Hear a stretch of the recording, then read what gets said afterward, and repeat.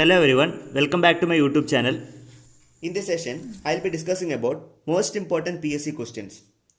Let us have brief discussion on different types of repeated PSC questions in this session. First question is, the maximum current in a branch circuit of household wiring is limited to option A 1 ampere, option B 5 ampere, option C 10 ampere, option D 15 ampere. We have 4 options. Which one is the best answer? See, this is actually household wiring. Basically, this will be household wiring. You can see this is a household wiring. So, maximum current limited for a branch circuit in a household wiring is 5 ampere. Why? Because it is related to household wiring. So, for a branch circuit of household wiring, maximum current limited is 5 ampere. If it is power circuit, the maximum current limited will be 15 ampere. You need to know which one is light and fan circuit and which one is power circuit. For light and fan circuit, the maximum current limited is 5 ampere. For power circuit, maximum current limited is 15 ampere. Alright, this is the first question. Second question, name of interconnecting network of transmission of several power station and substation is dash. First option is bus bar, then grid, third one is carrier, and the fourth one is isolator. Actually, name of interconnecting network of transmission of several power station. Power station means generating station. Substation, what is the purpose of substation? You can change the voltage in a convenient manner. You can either step up or step down. It's a group of apparatus. Okay. Now, what do you call interconnection network of transmission of several power station and substation? Is it bus bar or is it grid or is it carrier or isolator? So, best answer is grid. Grid is the best answer. Okay. Combination of substation, then power station, everything is generally called as grid. Bus bar is nothing but it's a connection between two components in a substation. Conductor, basically a conductor. It is made up of either copper or aluminium.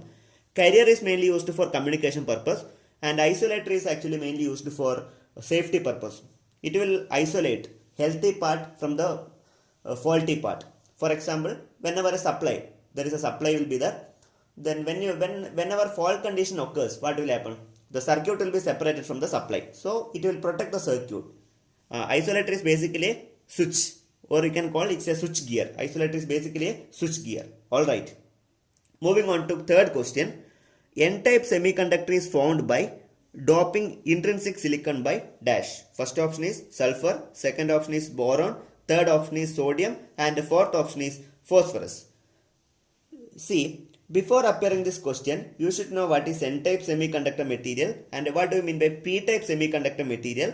Okay, how do you convert the normal type of intrinsic semiconductor into extrinsic semiconductor?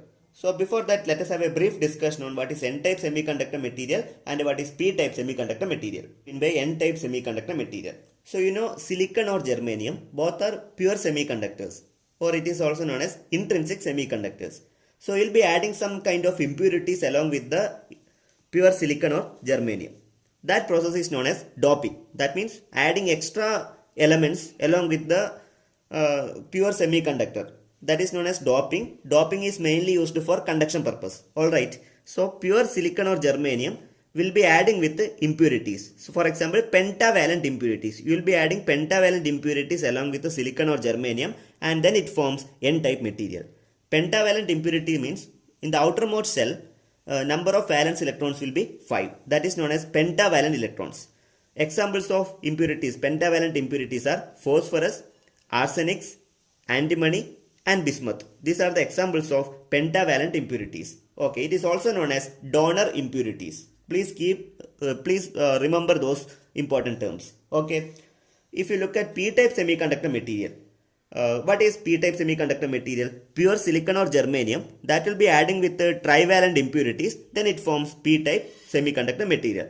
Trivalent impurities are nothing but in the valence shell there are 3 electrons. That is why it is known as trivalent impurities. Boron, gallium, indium, aluminium, those impurities are known as trivalent impurities. This is also known as acceptor impurities. So this material is known as P-type semiconductor material. Pure silicon or germanium will be added with trivalent impurities and it is forming P-type semiconductor material. Hope you understood the particular points. Now let us come back to the question. N-type semiconductor is formed by doping intrinsic silicon by which option? Sulfur. Is it sulfur or is it phosphorus? Is it phosphorus or is it sodium or is it boron? Which one is best answer? Definitely, based on the previous point, I can explicitly say that phosphorus is the best answer. Phosphorus. You can click on, you can select phosphorus. Let me move on. Fourth question. Please read out the question. The number of electrons in the outermost orbit for an acceptor impurities is dash. Which is the best option?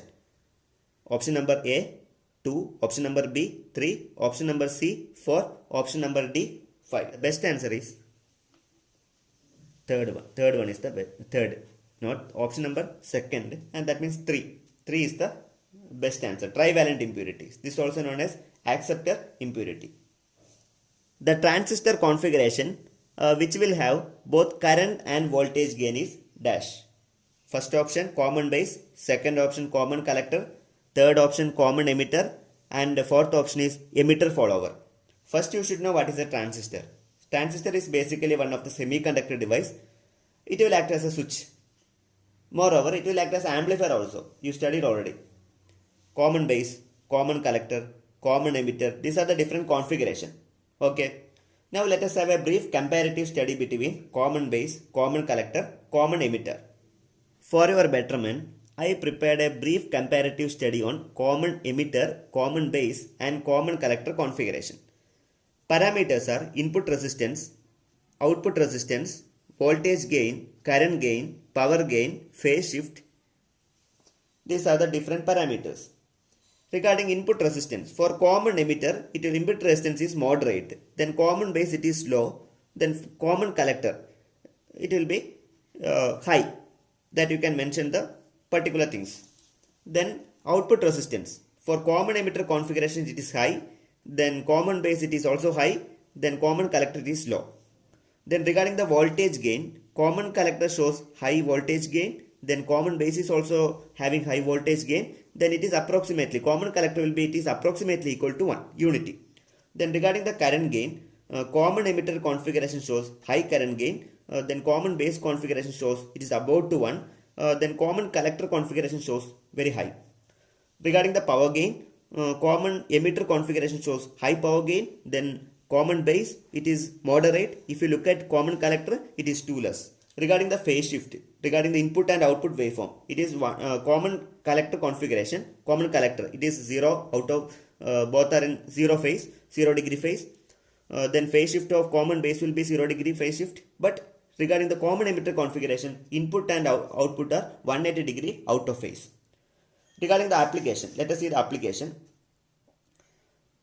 Common emitter configurations are mainly applicable for audio frequency application. Then common base configurations are applicable for high frequency application, where common collector configurations are mainly used for impedance matching. These are the applications. The transistor configuration which will have both current and voltage gain is dash. Common base, common collector, common emitter, emitter follower. You tell me which option is most convenient. Please recover the previous table. Then if you read the previous table, then definitely I can say that common emitter is the best answer for this. Let's move on next question. The parameter which is to be tuned to obtain a required station in a radio. First option is current in the circuit, second one is resistance, third option is inductance, and last option is capacitance. The parameter which is to be tuned to obtain the required station in a radio. Before studying this question, before reading this question, you should have a good idea about what is resonance circuit, what is inductance, what is capacitance, what do you mean by resonant frequency. Please refer the portion of resonance circuits. If you refer those resonance circuit, you will be getting good idea. So the best answer, the parameter which is which is to be tuned to obtain a required station in a radio, that is actually capacitance. Capacitance is the best answer. You can go for option number D. Okay, so option number D is the best answer, capacitance. Mainly tuning will be taken place based on the parameter of capacitance value. Alright. So these are the most important questions. Next session I will be continuing the remaining important questions for PSC examinations. Thanks for watching this video. Please do share and don't forget to subscribe. Thank you.